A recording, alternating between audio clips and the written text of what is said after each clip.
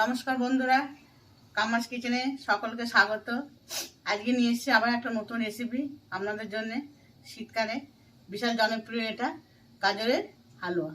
আজকে আপনাদের দেখাবো আমি গাজরের হালুয়া বানিয়ে। তার জন্য কি কি নিচ্ছি দেখুন।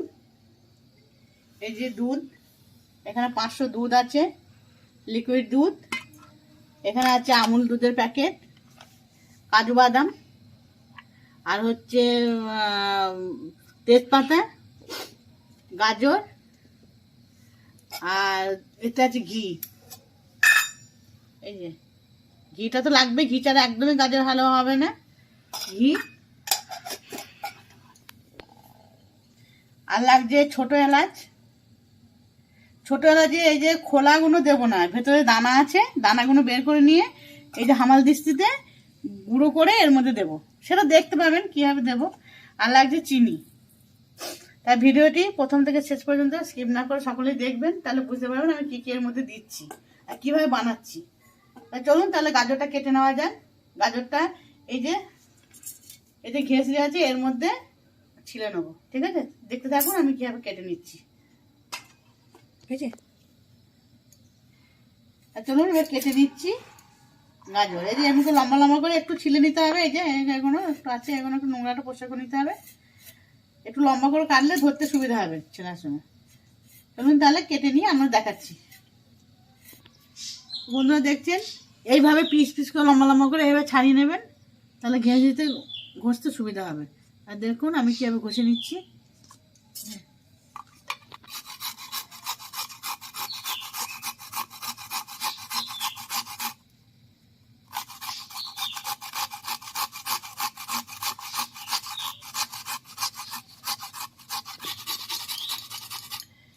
এই যে এইভাবে ঘষে নেবেন।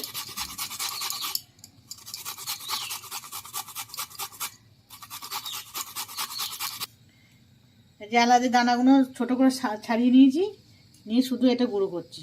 খোলাটা কিন্তু দেবো না। হামাল দিস থাকলে এবং ছোটো করে নেবে, শিলনোড়া থাকলে শিলনোড়া তো ছোটো করে নিতে পারে। এই যে গাজরগুলো এইভাবে করে নিলাম। খুব ভালো লাগছে কোড়াটা, লাল একদম লাগছে না কালারটা? একটু হাতটা তুলে দেখিয়ে দে, বা হাতটা। দাঁড়া।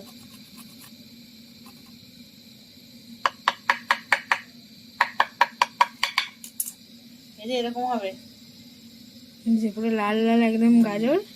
অনেকে আবার কুচিয়ে ভালো করে ভেজে করে, কিন্তু আমার এই কোড়াটা বেশ ভালো লাগে, মিশে যাবে পুরো মিক্সড হয়ে যায় দুধের সাথে। গাজরের হালুয়া, গাজরের পায়েস যেটা বলবেন সেটাই। গন্ধটা খুব সুন্দর। এবার দিয়ে দিচ্ছি এই গাজরের হালুয়াটা ভাজার জন্য দিয়ে দিচ্ছি কড়াইয়ে ঘি। ঘিটা শীতকাল না, বন্ধুরা বসে গেছে, একটু গুলিয়ে নিই।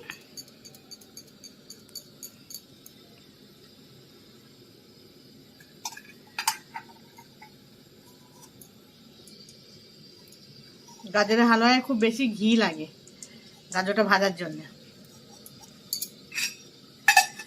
দেখুন দুটো গাজরের জন্য এতটা ঘি দিয়েছি। এবার ঘিয়ের মধ্যে দিয়ে দিচ্ছি আমি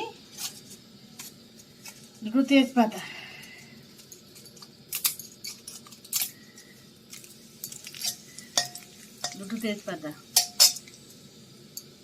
দিয়ে দিচ্ছি এই যে বাদাম, ছোট করে রাখা বাদাম, এর মধ্যে একটু ভেজে নিচ্ছি।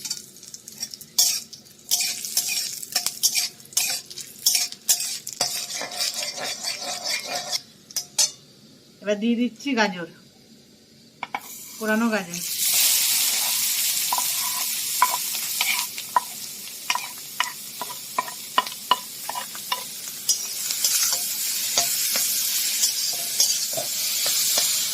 ভালো করে এবার ঘিয়ের সাথে এটা ভেজে নিতে হবে।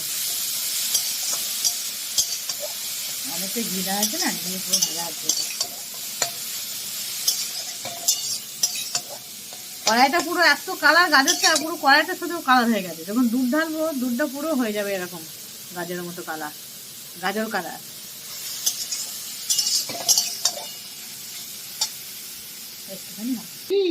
দিদি ম্যাডাম এখন নাচছে। কড়াইটা উঠে যায় না দিদি ম্যাডাম। রান্না করছে আজকে। আমার কি সৌভাগ্য। আমার মেয়ে আজকে রান্না করছে বাবারে। আর বন্ধু মেয়ে রান্না করেনি, মেয়ে একটু নেড়ে দিচ্ছে, রান্না আমি করব। এই যে ঘিয়ে ভাজা হয়ে গেছে, এর মধ্যে আবার দিয়ে দিচ্ছি দুধ।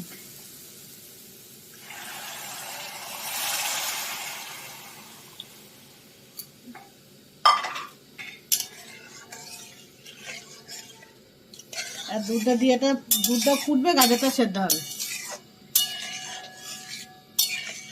বন্ধুরা গাজরটা একটু ফুটে যায়, দুধটা একটু মোড়া আছে, তারপর আবার আমরা দেখাচ্ছি আমি এর মধ্যে কি দেবো।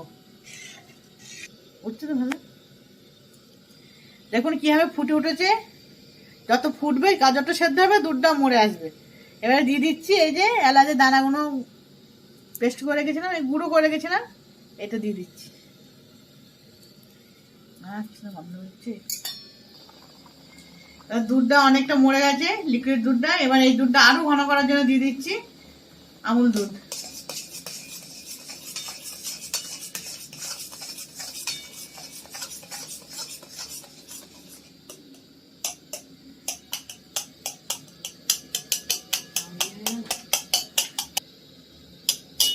দেখুন আমুল দুধটা দেওয়ার জন্য দুধটা কত ঘন হয়ে এসছে। খেতে টেস্ট হবে, দুধটা তাড়াতাড়ি ঘন হয়ে যাবে। আর একটু দুধটা জাল হয়ে যায়, তারপর দেবো চিনি।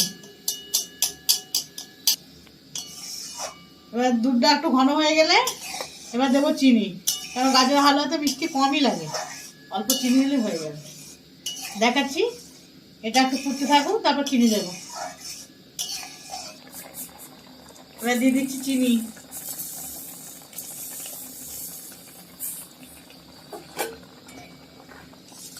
চিনিটা দিলে আর একটু ঢিলা হয়ে যাবে, একটু ফুটিয়ে নেবো, তাহলে আমাদের রেডি হয়ে যাবে গাজরের হালুয়া।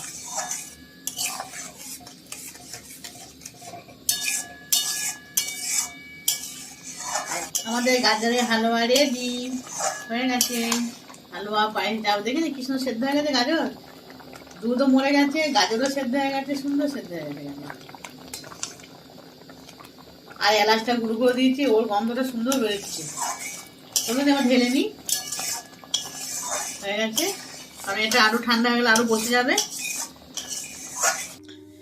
আমাদের পুরো গাজরের হালুয়া রেডি হয়ে গেছে। এই দেখুন কি সুন্দর করে সাজিয়ে নিয়েছি।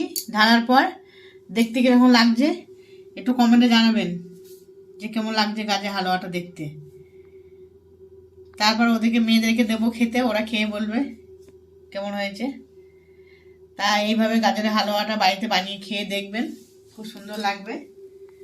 আর প্লিজ প্লিজ সবাই চ্যানেলটাকে সাবস্ক্রাইব করে দেবেন, যারা করেননি এখনো পর্যন্ত তারা করে দেবেন, যারা করেছেন তাদেরকে অসংখ্য ধন্যবাদ। লাইক কমেন্ট শেয়ার অবশ্যই করবেন। সাবস্ক্রাইব করার পর পাশের ঘন্টাটা ক্লিক করে দেবেন, তাহলে নোটিফিকেশান আগে পাবেন নতুন নতুন রান্না পেতে। চ্যানেলটিকে যাতে আমি আরও আনন্দ করে উদ্যোগ করে এগিয়ে নিয়ে যেতে পারি, তার জন্য একটু সাবস্ক্রাইব করবেন, এটাই বারবার আমাদের কাছে বলা। যারা নতুন দেখছেন আমার চ্যানেলটিকে তাদের কাছে একটাই অনুরোধ। আর গাজরের হালুয়া এভাবে বানিয়ে খাবেন, ঘরোয়া পদ্ধতিতে পুরো একদম।